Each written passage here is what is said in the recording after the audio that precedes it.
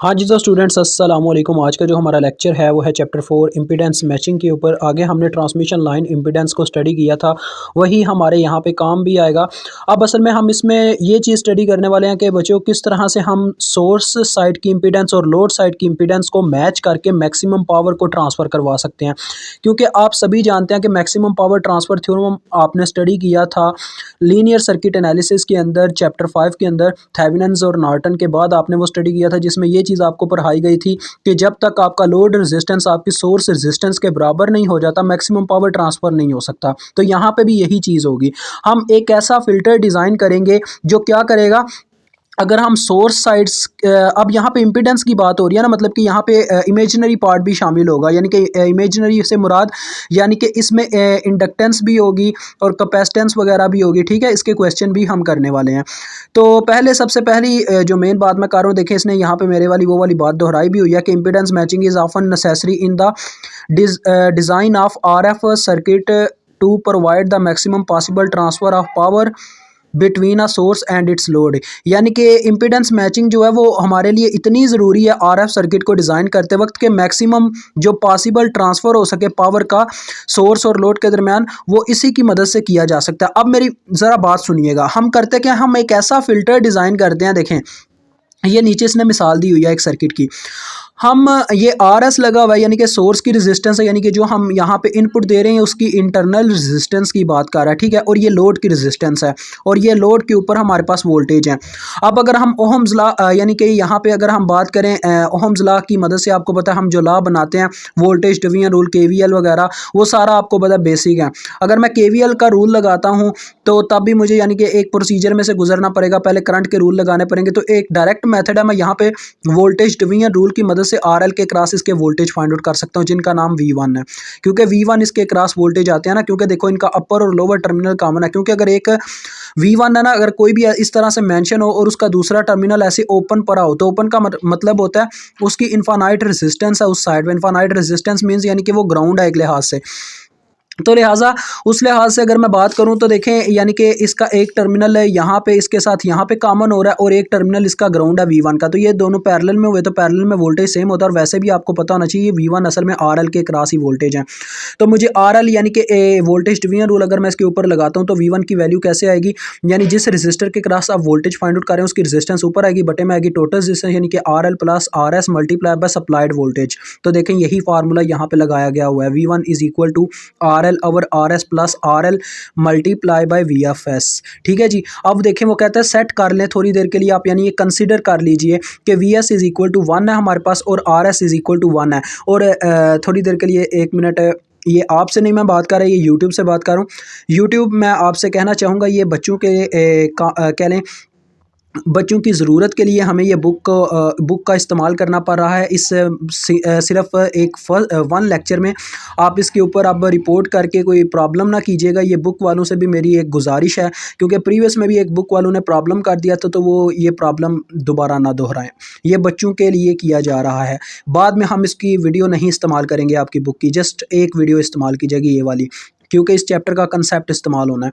तो देखें यहाँ पे बच्चों, अब आपसे मैं मुखातिब हूँ कि V1 मेरे पास आ गया RL over RS plus RL था, तो RS को हमने 1 कंसिडर कर लिया। अब देखें ये हमारे पास आ गया, यानी वैल्यूज़ पुट करने के बाद RL ओवर 1 प्लस RL, ठीक है, वैल्यूज़ पुट हो गई।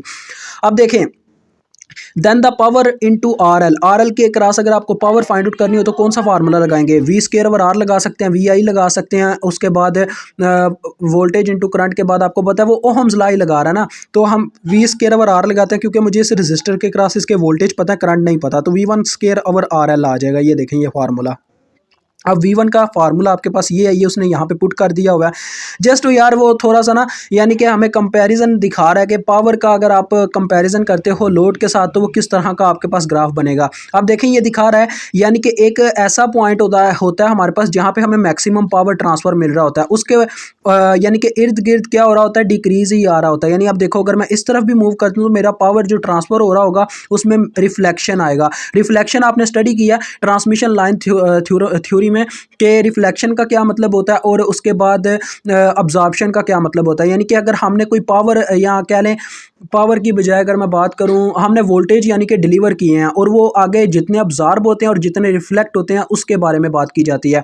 अब यहाँ पे टोटली तौर पे अब्जॉर्ब हो चुके हैं, ठीक है जी। एक ये पॉइंट है जहाँ पे मैक्सिमम यानी अब्जॉर्ब हो रहे हैं हमारे पास वोल्टेज, लेकिन ये बाकी के जो हैं इसमें कुछ वोल्टेज रिफ्लेक्टेड आ रहे हैं, ठीक है जी। तो यहाँ पे वोल्टेज रिफ्लेक्शन पाई जा रही है। तो यानी मैक्सिमम जो हमारे पास यहाँ पे पावर जो है वो ट्रांसफ़र हो रही है लोड को। अब आगे हम बात करते हैं, देखें तो बच्चे जो फ़िल्टर हमने यानी डिज़ाइन करना है, ये 1 मिनट जस्ट ठीक हो गया।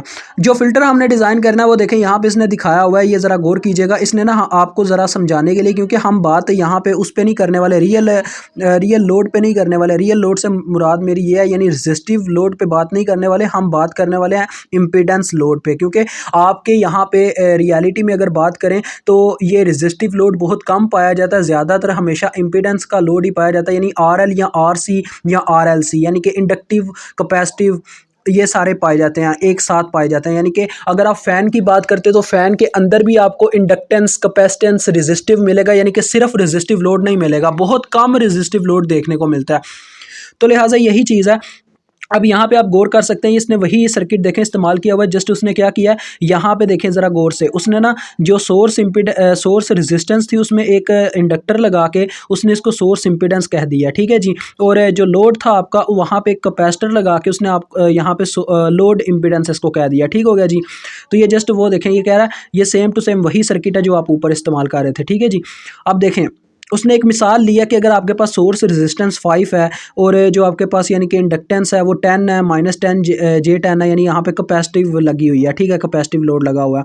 और इसी तरह से यहाँ पे, और ये सेंटर में क्या चीज़ है, ये असल में सेंटर में बच्चों हमारा फ़िल्टर है जिसे हमने डिज़ाइन करना है। अब फ़िल्टर कई टाइप्स का होगा, हमारे पास फ़िल्टर 2 टाइप्स का होगा, एक होगा लो पास फ़िल्टर, एक होगा हाई पास फ़िल्टर, ठीक है।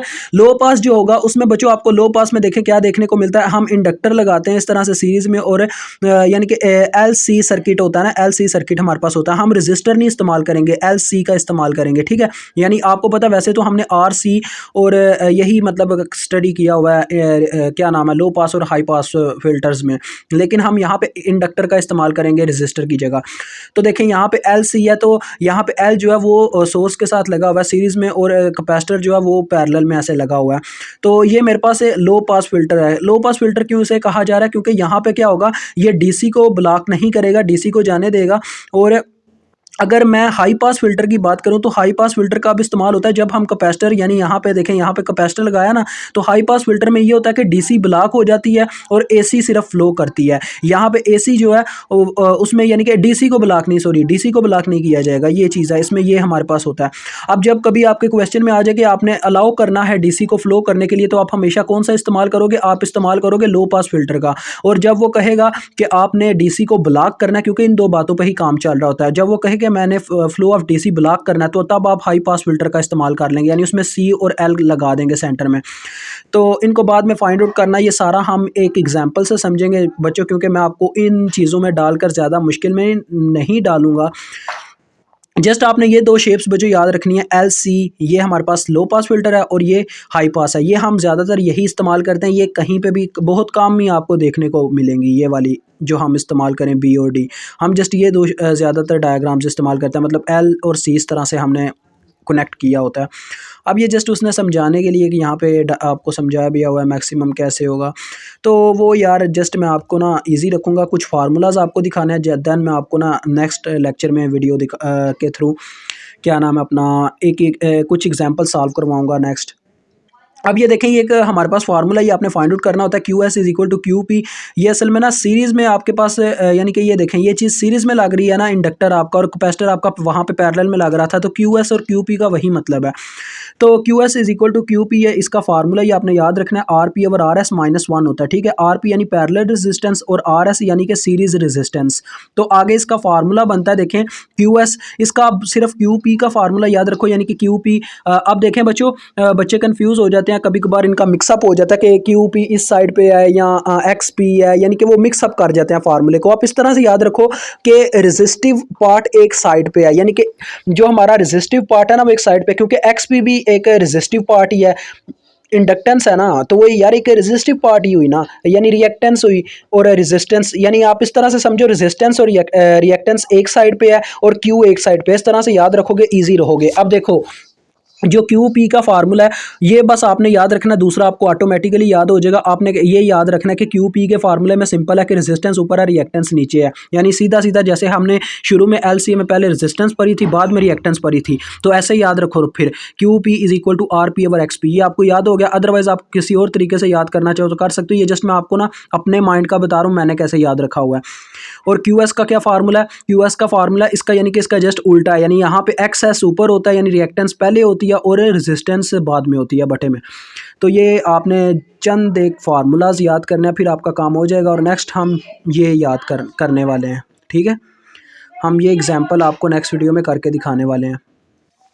बच्चों इतना याद रखिएगा, मेथड हमारे पास दो होते हैं, एक अब्जॉर्प्शन का मेथड होता है, एक रेजोनेंट का मेथड होता है। वो जस्ट आपको अभी समझ नहीं आएगा ये कौन से मेथड हैं, ये क्या सर बात कर रहे हैं, लेकिन मैं जस्ट इसकी जब एग्जांपल्स करवाऊंगा आपको समझ आ जाएगी। तो अभी आपसे इजाज़त चाहता हूँ, मुझे इजाज़त दें, खुदा हाफिज़। और कमेंट सेक्शन में बताइएगा आपको ये लेक्चर कैसा लगा, और यार सपोर्ट करें हमारे